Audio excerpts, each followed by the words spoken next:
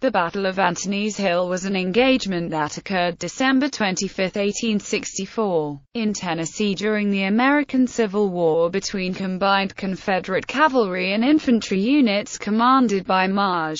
Gen. Nathan Bedford Forrest and Union forces commanded by Maj.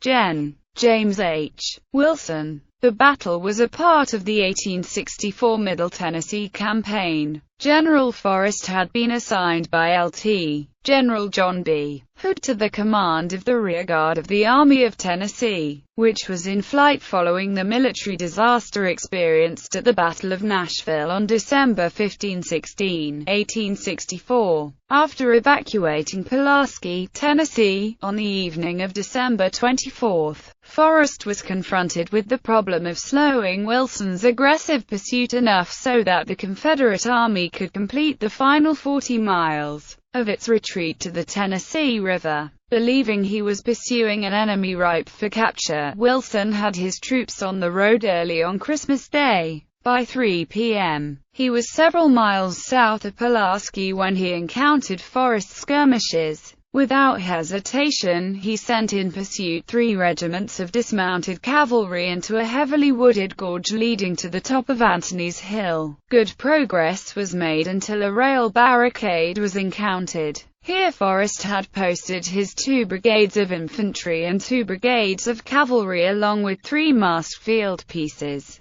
In moments the Federal troops had been blasted back by heavy musketry in the direction from which they came, with Forrest's men in rapid pursuit. Soon they encountered an additional brigade of Wilson's troops who quickly joined the retreat. After capturing a Federal cannon, the Confederates continued in pursuit an additional half-mile until they struck a full division of Union cavalry. At this point Forrest had chosen to disengage. His victorious troops returned up the hill to their original positions at the barricades, and then finally withdrew under the cover of darkness further south to Sugar Creek. Forrest, who had already established a reputation for bold offensive action, displayed at Antony's Hill an equal mastery of defensive warfare. His stands there and the following day at Sugar Creek bought important time for the stricken army to flee for safety behind the Tennessee River. That the Army of Tennessee survived to cross the river safely on December 26–28, barely hours ahead of their pursuers,